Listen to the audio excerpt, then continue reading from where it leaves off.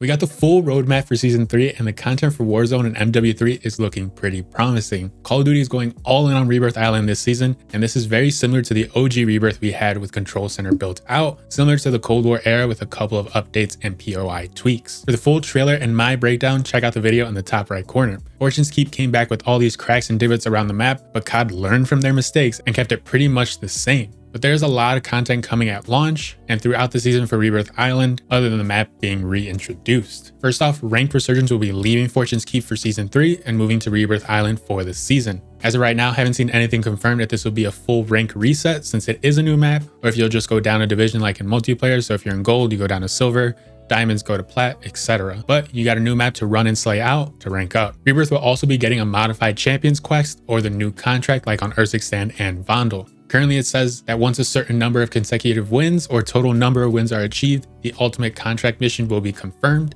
Big Map and Vandal, I think it was 5 wins in a row and 30 total wins in a season to have a shot with the contract, but we'll see if that stays the same for Rebirth. Some other features coming are a new contract called Spy Drones that will have a bunch of drones spawn into an area for you and your team to take out. Enemies can easily third party and take out the drones and take the rewards, so check your 6. Later in season, we got 2 major elements coming to the island. There will be variations of Rebirth that will randomly happen. You can get a dark, foggy Rebirth, which thank God they kept fog around. The community was a huge fan of it on Vandal, so big W there. You can also get a clear blue sky Rebirth or at dawn sunset Rebirth. Sometimes the change in weather and lighting lasts the whole game, and other times it will change throughout the game, so kind of cool. We are getting a sense of dynamic weather coming to Call of Duty. The other major feature is random map changes that will alter certain POIs. According to Raven Software, players will have a rare chance to encounter an infill strike that will alter one of 3 possible POIs at the start of the match. The 3 POIs that could be hit are Water Tower right outside of prison itself with a giant hole in the center,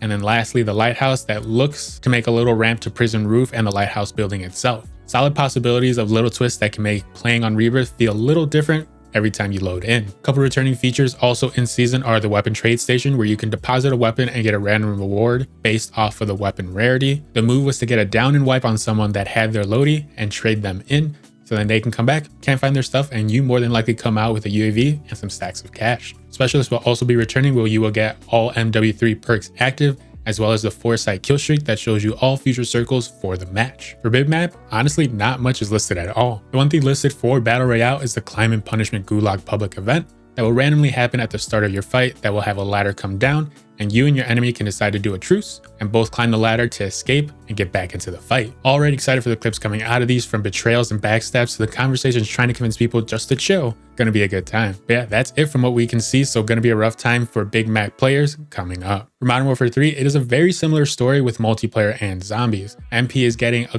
good amount of content, and zombies is only getting updates in season, so nothing new at launch. At this point, I only use zombies for camos because Borealis is way nicer than Interstellar, and Bioluminescent will be finished today to be ready for if MW2 weapons are ever viable again. For MP, there's going to be 6 maps coming throughout the season, with 4 at launch. Emergency and 6-star are brand new maps coming to MW3, and then we have Tank that will be the zoo area from Vandal repurposed for a 6v6 map that is a pretty solid POI overall. And then Grow House, that is a remastered version of Sphere from Vanguard, so will look a bit familiar for those that went through the Vanguard year. Later in season, we will get Grime, that will also be a brand new map for multiplayer, along with Checkpoint, that is the security or stronghold section of Rebirth. That is going to be a shoddy and sniper map for sure, with all the open areas outside of the main 3 buildings that POI has, so we'll see how it plays out. A couple of returning favorite modes are coming too, with Capture the Flag and One in the Chamber at launch, followed by new modes of Minefield that will be played on modes like Kill Confirmed and Domination. But when you eliminate an enemy, it will drop a mine on their body that will be lethal to the enemy team.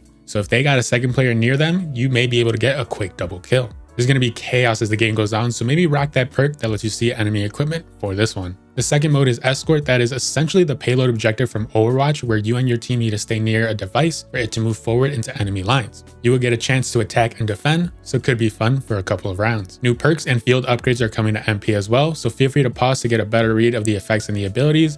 But we got the Gunslinger Vest, the Modular Assault Rig, the Compression Carrier, reinforced boots, and a high grain antenna, all coming at launch, with the new tactical of the EMD grenade that is already in Warzone coming in season, with the enhanced vision goggles field upgrade that looks to give an outline to enemies if you want help seeing someone that is this close, I guess.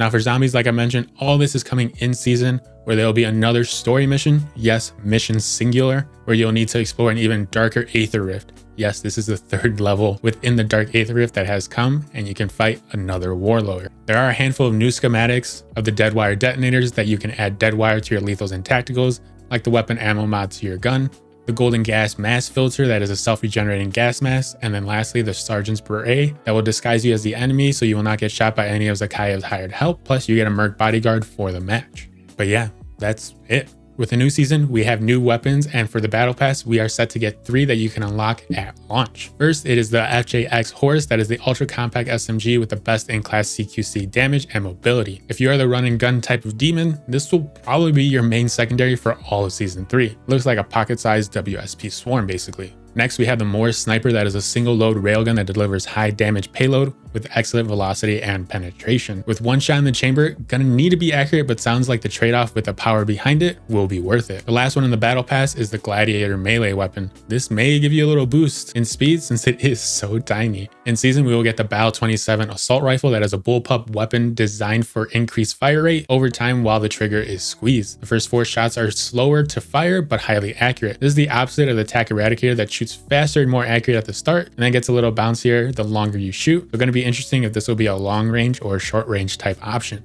Lastly, we do have some events and operator bundles coming throughout season 3. The highlights are Snoop Dogg is returning yet again and will be an instant unlock with any tier of the battle pass like Rick Grimes was for season 2. There will be another Kong and Godzilla crossover that all I hope is that the Kong one brings back the Yeet finishing move. And lastly, for 420, the legendary duo of Cheech and Chong will be coming to Warzone. But that about wraps it up for the roadmap and this video. If you learned something new or you like my sweater, let me know by hitting that like button. And if there's anything you like, dislike, or maybe something that I missed, let me know down in the comments section. I got you covered with Call of Duty news, updates, loadouts, and more for Modern Warfare 3, Warzone, and Warzone Mobile. So be sure to subscribe to the channel to stay in the know before you boot up next. Appreciate y'all hanging with me, but above all, stay safe out there, and I'll catch you in the next one.